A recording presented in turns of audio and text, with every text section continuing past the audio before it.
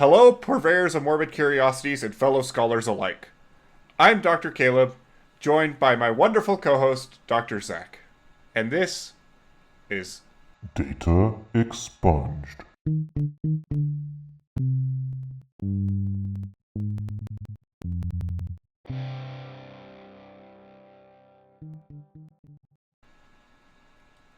Is it really season 12? I don't know. Somewhere after 5th Impact, Yeah, I stopped keeping track of How long have seasons. we been down here? Well, judging by the mold on the walls, That can't be I would right. say about 25 minutes. Caleb, was your hair always so gray?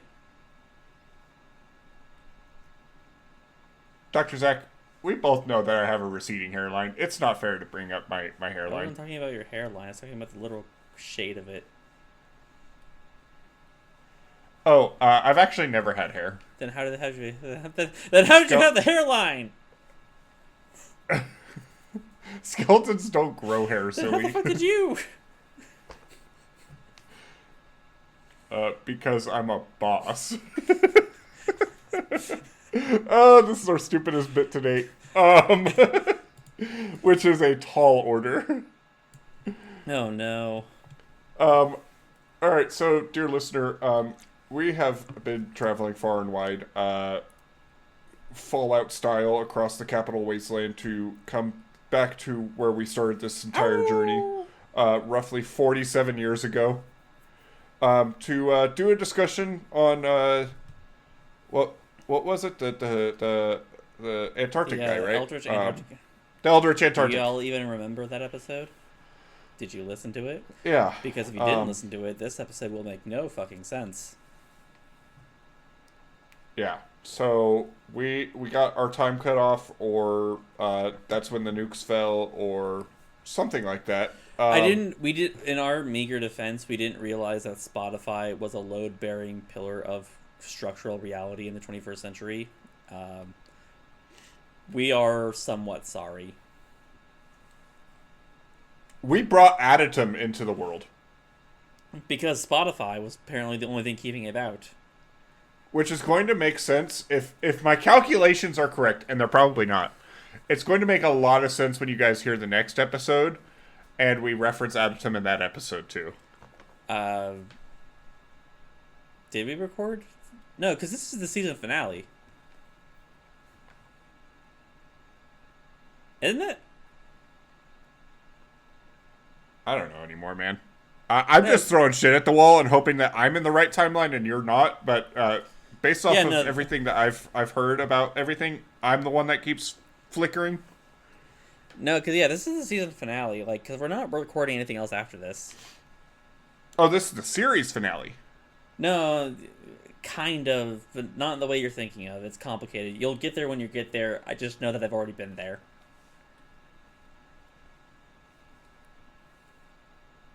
And Zach, were you a dinosaur kid? Kind of. Yeah, I was actually. Oh, Yeah. Cool. Anyway, dear listener, this is part 2 of our discussion on SCP-2764, the Eldritch Antarctic. We're splitting it up into 2 episodes to kind of, let last episode sit for a little bit. Let you guys, breathe on it and think about it, and let Zach and I, ruminate. And we've come back with some talking points. Zach, I assume that you took notes. No. Good, because I didn't either. Okay. It would be weird if we ever were prepared to do this podcast. Caleb, the day that I take notes and you don't is a very weird one. Yeah. We're professionals here. So, Zach,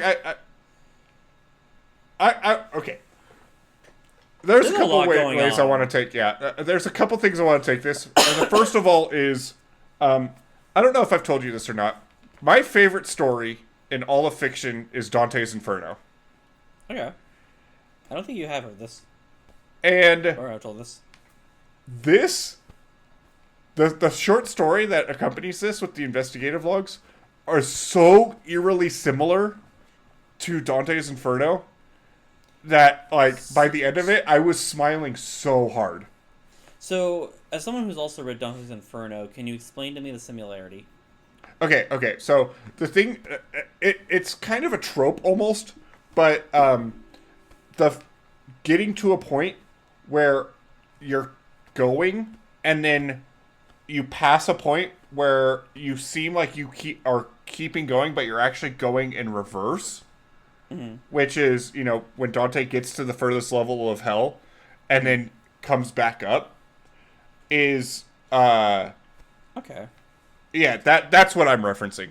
Not like the themes and everything of Dante's Inferno, but just that story progression of going and passing through that deepest point and coming out the other side, and you think that you're going to keep going, but you're ending up actually just retracing your steps. Yeah, because like I was trying to remember at what point in the story did Commander Mann see that a pope was freezing to death in the lowest layer of hell, and I don't recall that part. Yeah. It's the director's cut. It's the director's cut. Yeah, the misunderstood. The studio cut it for pacing reasons. Director's cut version of Dante's Inferno.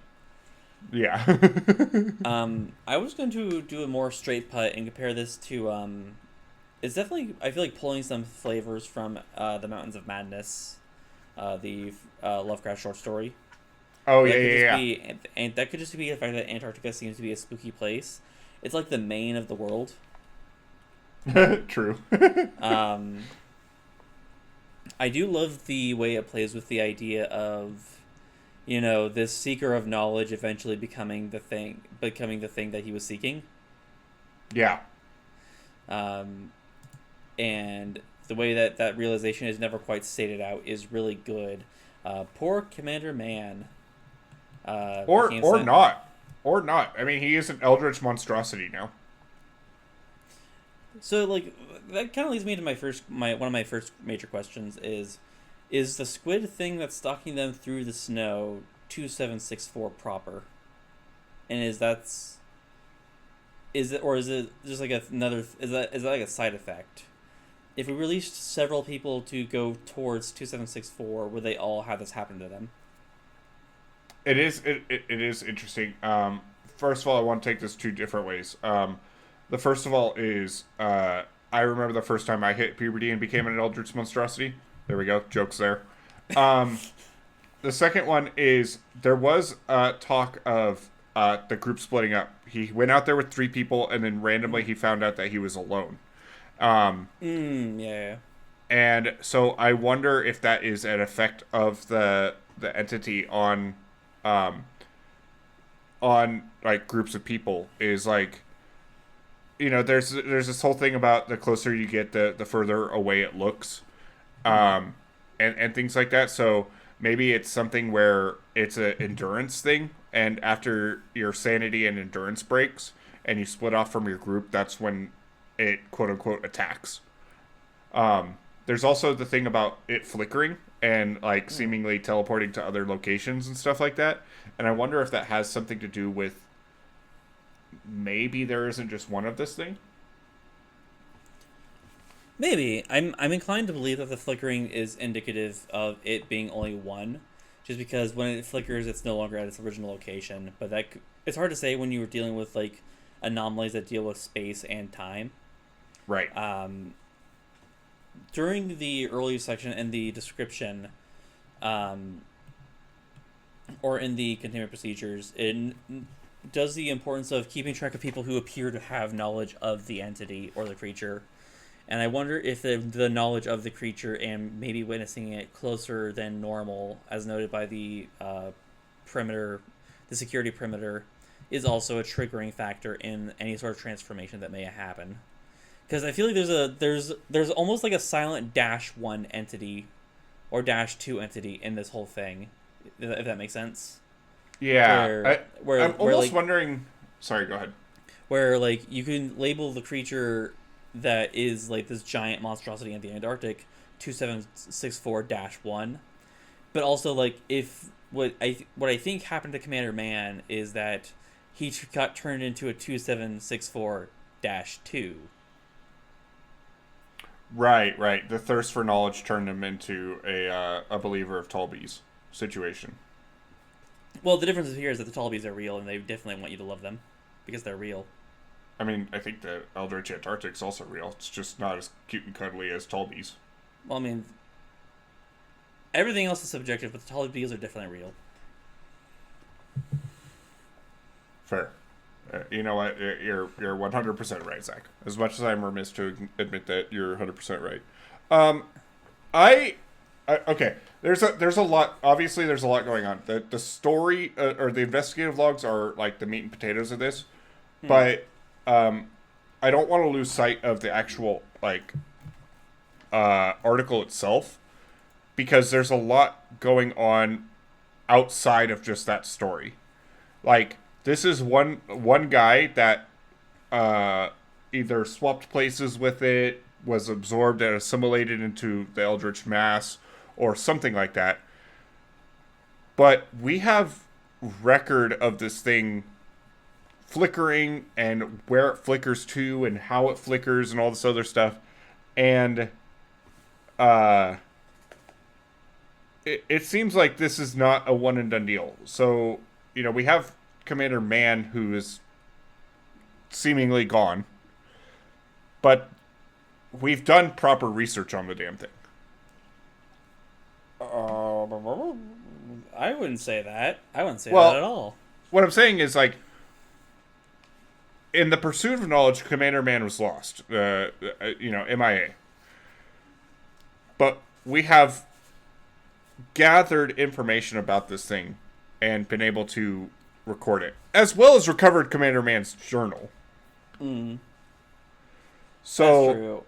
It can't be something where the thirst for knowledge of the thing causes you to go MIA like Commander Mann did, because we have information about the thing.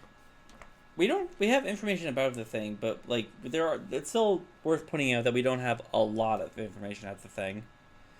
And that what we have in the description is a lot of theoretical, thought to be, perhaps, maybe it's the idea of seeing and knowing, or like just seeing it that's also the catalyst.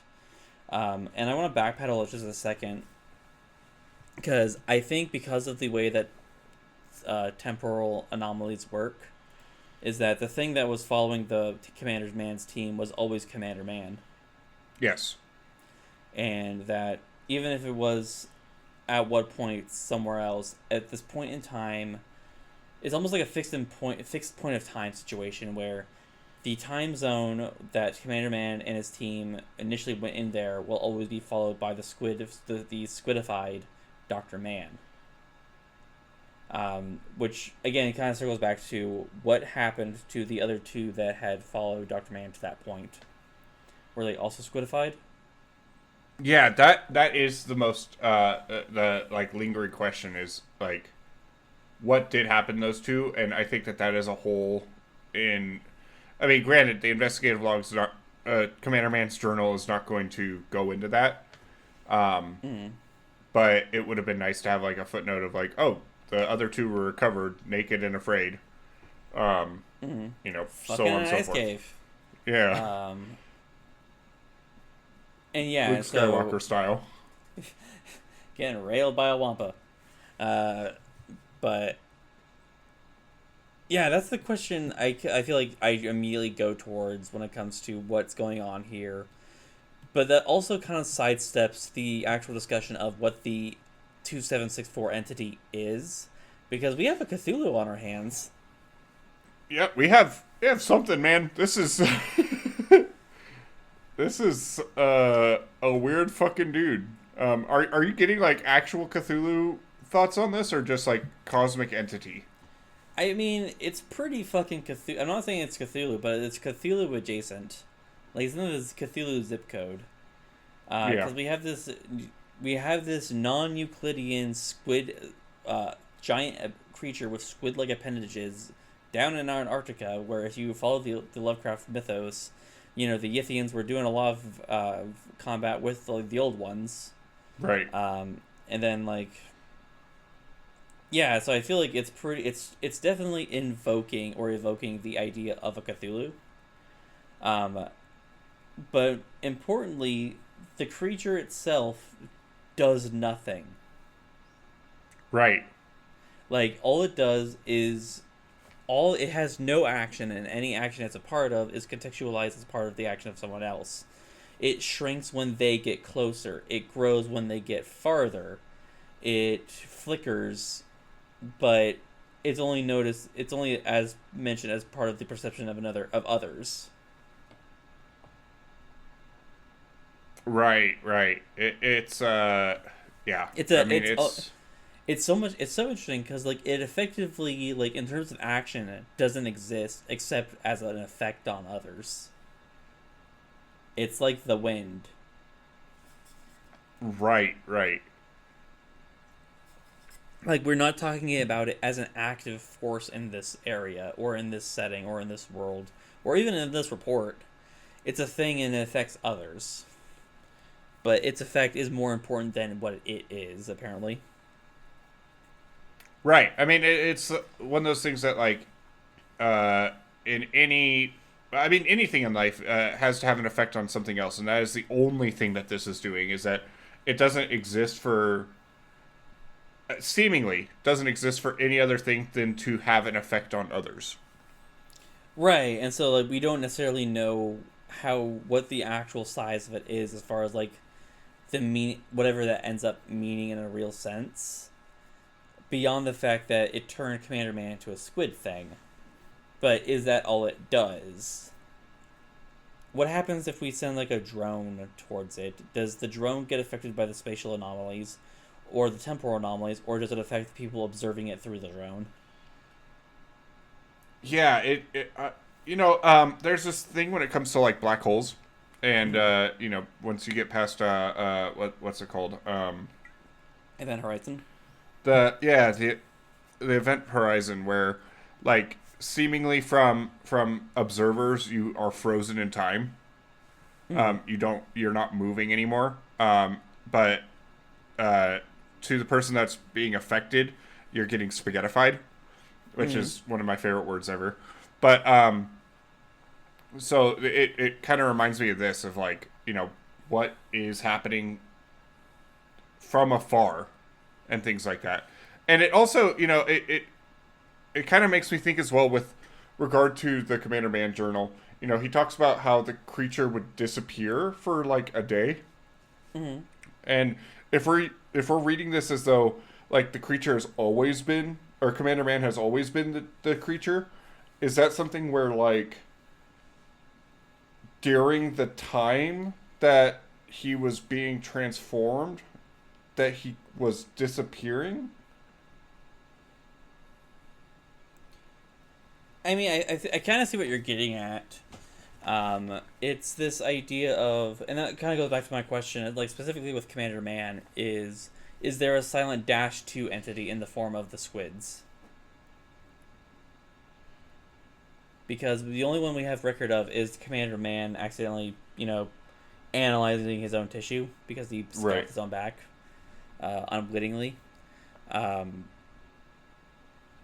Yeah, the other thing is that, like, if we did observe this via drone or, like, satellite even, something that is obviously outside of the 75-kilometer exclusion zone, does the effects of it still stand?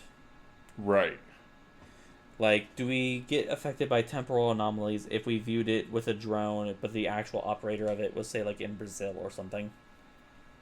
Right, right. Or even just, like, a high-powered telescope from 100 kilometers away, Right, somewhere that is definitely outside of this established barricade that we have.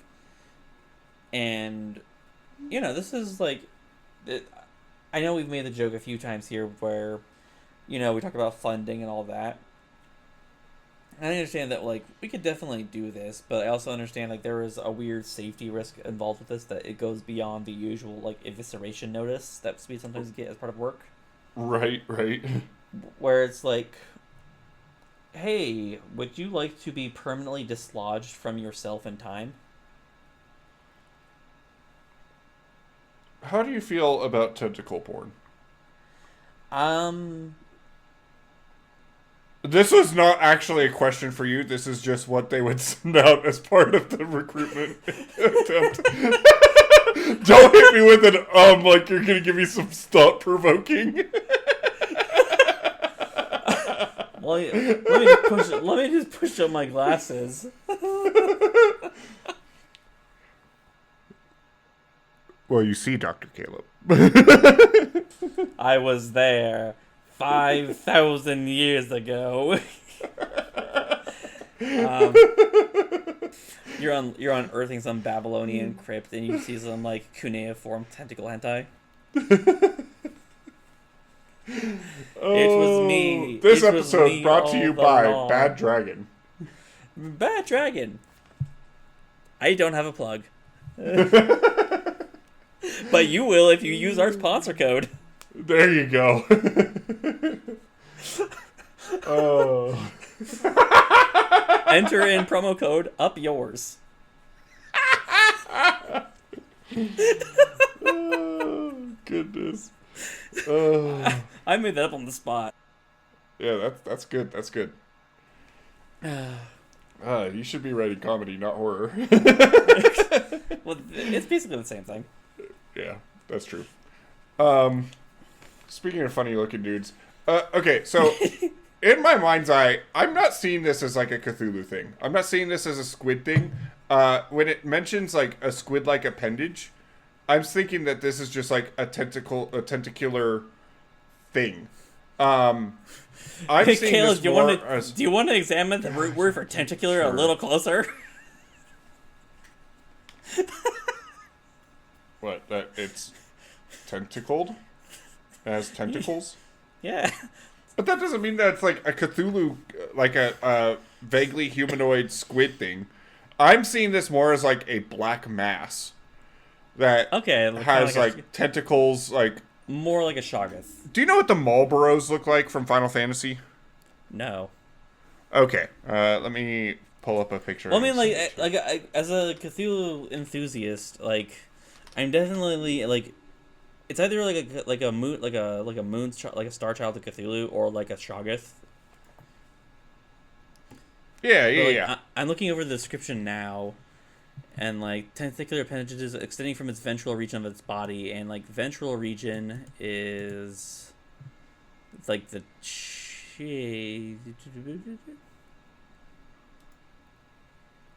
is like the chest. It uses the massive tendrils for both movement. Okay, so I mean, I get what you're saying now. I guess I misunderstood what ventral meant, which is fine. It appears to move like, okay, yeah. So this is almost what I'm seeing in my mind's eye. You know, the Marlboro from Final Fantasy. For those at home, they're like these monstrosities with a giant mouth and a lot of like tentacle eyes around it. But like the bottom of them are just a bunch of tentacles, and they use that to like move around. And that's what I'm seeing in my mind's eye is like the tentacles are on the ground, kind of helping it move around, not necessarily like Cthulhu-wise, like coming from its mouth or something like that. Even like as I'm thinking through it now, it almost sounds like a Shub-Niggurath feeling. Yeah. Like it has tentacle legs because it moves around like a quadruped, like according to Right. the description. I mean, even like the fucking. Do we ever get a name for the giant monster in The Mist? No, but like I always imagine like the Cloverfield monster is like the best way to describe it too. Yeah. I'm gonna listen back to this. Like, there's gonna be a rare moment where I listen back to this portion of the episode, and I will be amazed that I ever get laid.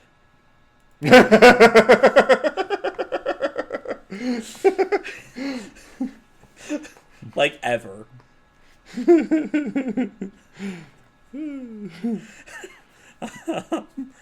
But yeah, no, like trying to nail like that might be the most Lovecraftian thing about it, where it's like trying to settle on what you actually describe the damn thing as. Yeah, no, I will say this article and the investigative logs associated with it, I mean, this is so heavily inspired by Lovecraft. Yeah, like it almost reminds me of Blood of the Dragon, again, where the actual entity that causes the problem, or is the body, like, should be the focus point of the article, is the least important part of the whole thing. Like, and in that part, like, in that entry, like, the actual, like, homunculi dragon that we find in the basement of the laboratory is such a non-part of the whole story. And, like, we have this giant tentacled monstrosity down in Antarctica, and we barely talk about it in terms of the actual thing. I would argue that the difference is, like, everything that is happening in this story and this article is happening because of this cosmic entity, whereas Blood of the Dragon is, like, more of a byproduct of it. Kind of. And where, like, you know, you could take the entity out of Blood of the Dragon and still have that entire story of the Dracula man and all that other stuff. But, like, everything that is happening in 2764 is happening because this monstrosity exists. Right, where that kind of goes back to the discussion we were having, like, 10 minutes ago about, like, how the effect of the monstrosity is more important than the monstrosity. Right. It's the nail. It's the nail and the nasal cavity in the same entry. Yeah, that's true. That's a good way of putting it. If you know, you know. We're not going to relitigate that fucking that episode.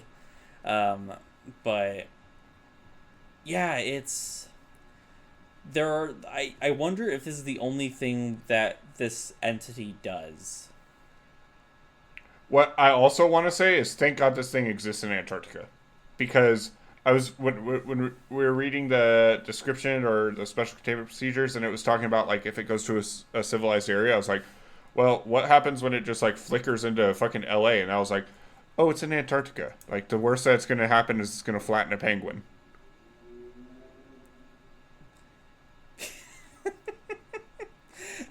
I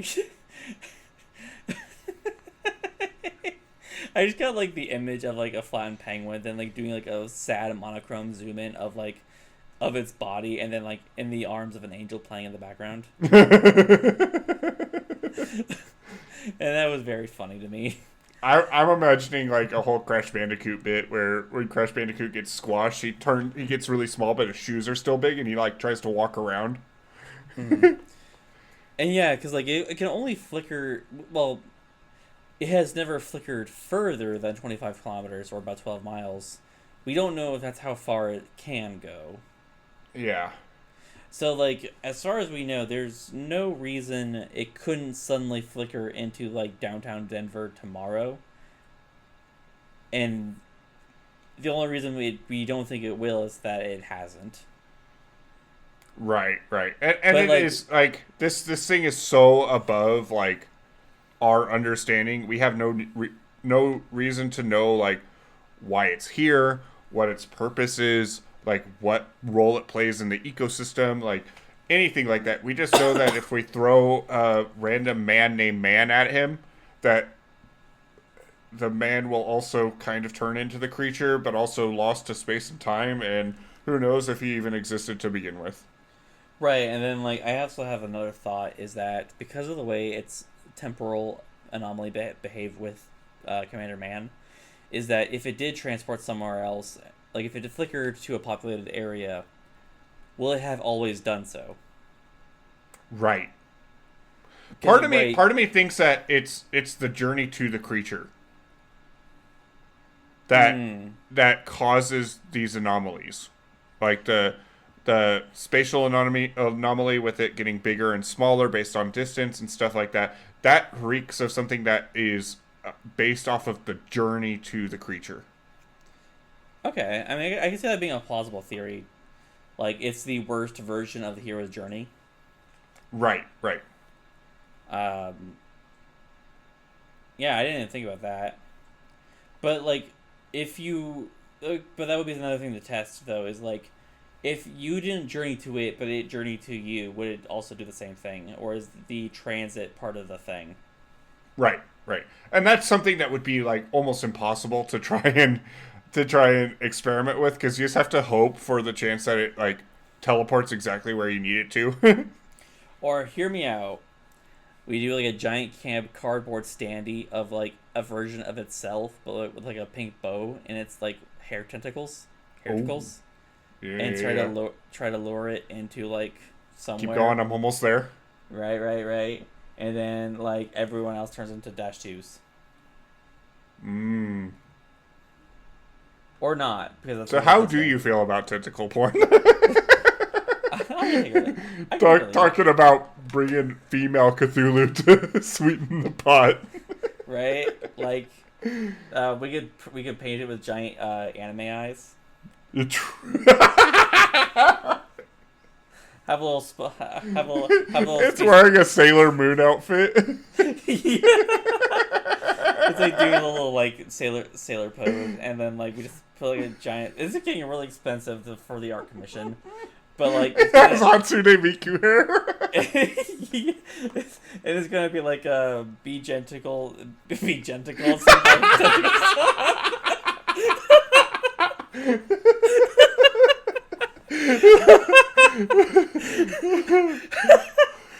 I can't keep it straight.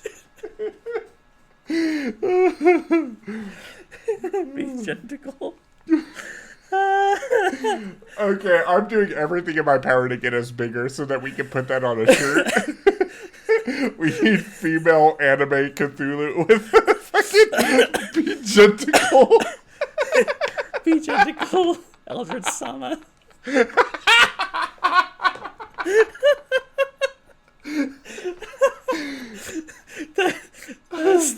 That might be the dumbest thing we've ever said.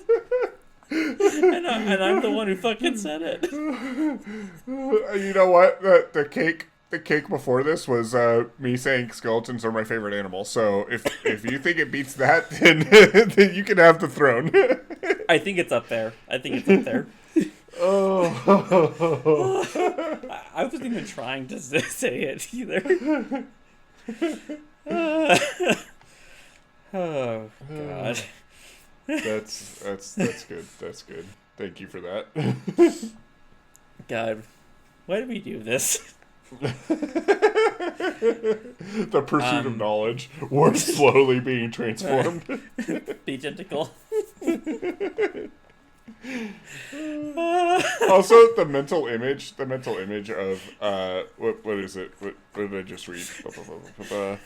Caleb, for no reason in particular, I'm gonna send a message to Braxton later.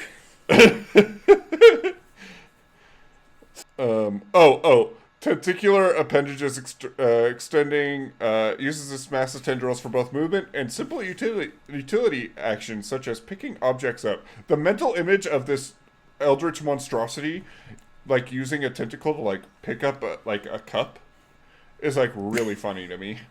Or like it just picks something up, looks at it, and puts it back down gently. Yeah. He goes, "Oh, that's what it was." It picks up the flattened penguin. Oh shit. Not again. Right, goes full Mrs. Puff.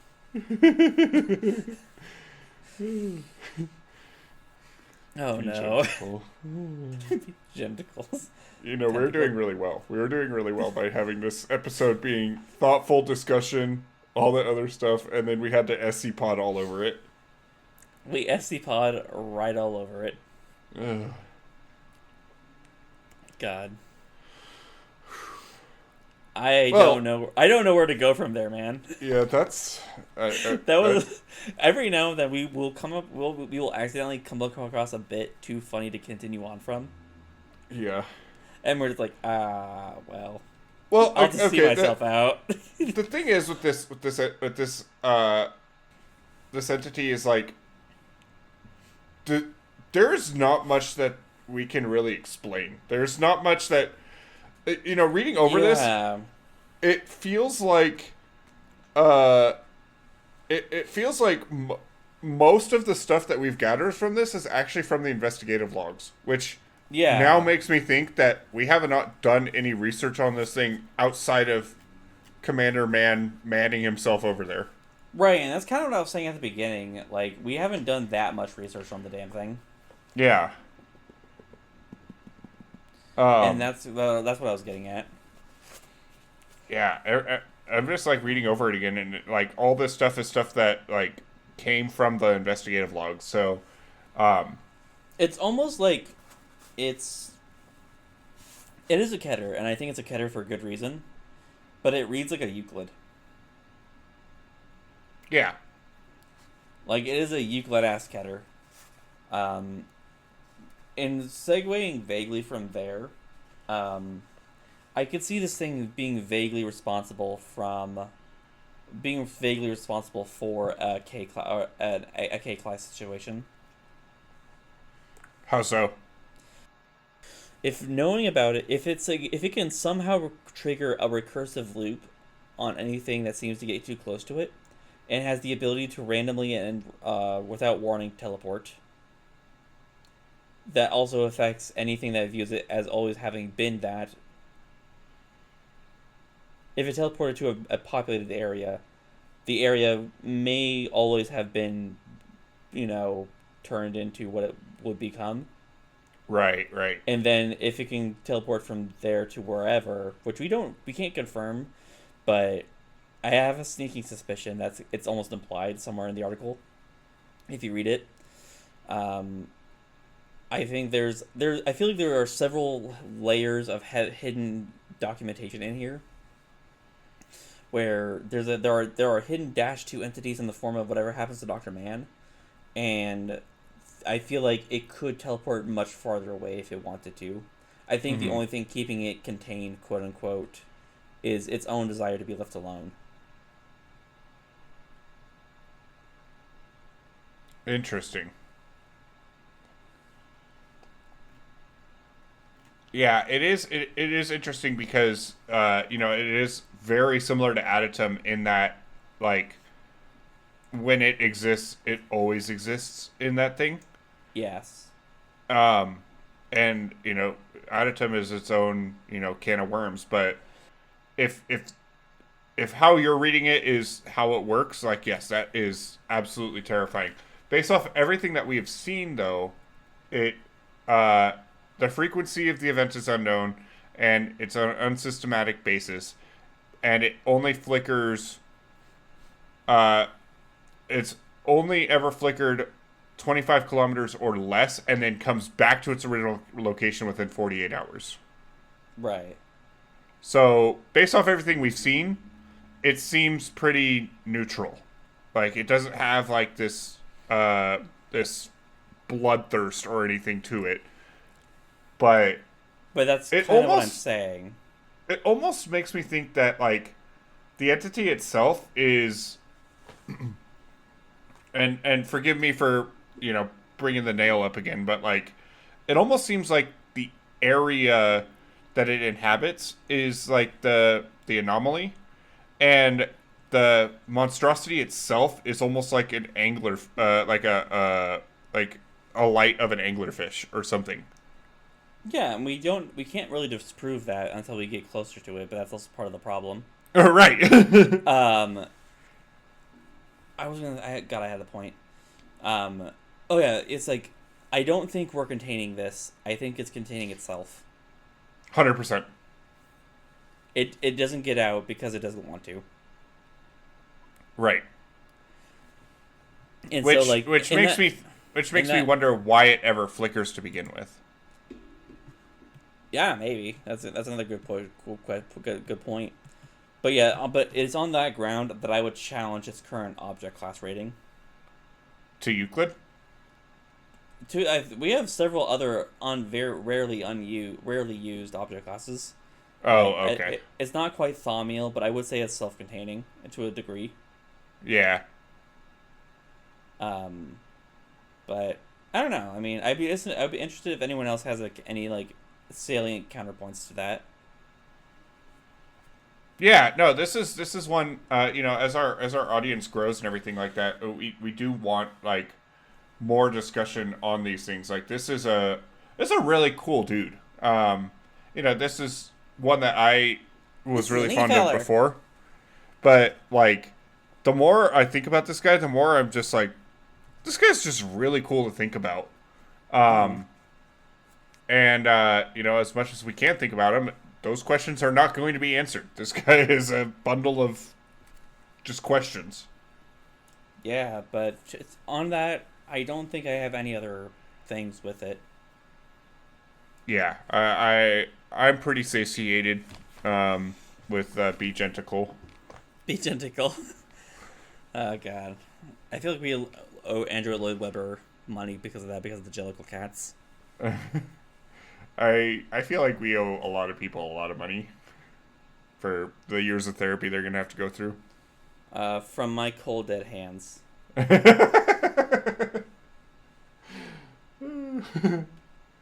Well, I think that's it for 2764. Shall we move on into pluggables? Sure thing. Yeah. All right. Well, you can follow us here on the platform of your choice. We can find us primarily on Spotify and YouTube, but also on our RSS link, and which can be found as well on iHeartRadio, Podcast Addicts, as well as others. You can also find us on social media on we are not professional. I am not the professional plugger. Caleb, why have you let me done this? You've always been plugging. I don't know what you're talking about. This is the darkest timeline. You can find us on Podcast Addict. You can find us on iHeartRadio, YouTube, Spotify, as well as our RSS links. On our link tree. You can also follow us on social media on Instagram, Blue Sky. I don't think we're on Twitter anymore. Caleb, do you know if we're on Twitter? We are, but it's I mean, it's a ghost town over there. Yeah, fuck Elon. As well as you can follow me personally over on my my personal blog over at Roll for Writing, which is found at www.makeawritingcheck.blogspot.com, as well as my book, which you can buy on. You can buy the ebook wherever you buy ebooks, Amazon, Smashwords, Barnes & Noble, the like. And then I will toss it over to Caleb to plug his shit. Yeah, so you can find me on Twitter and Instagram at Calica1738, and you can find me on YouTube at Calica. Yeah, that's what I got.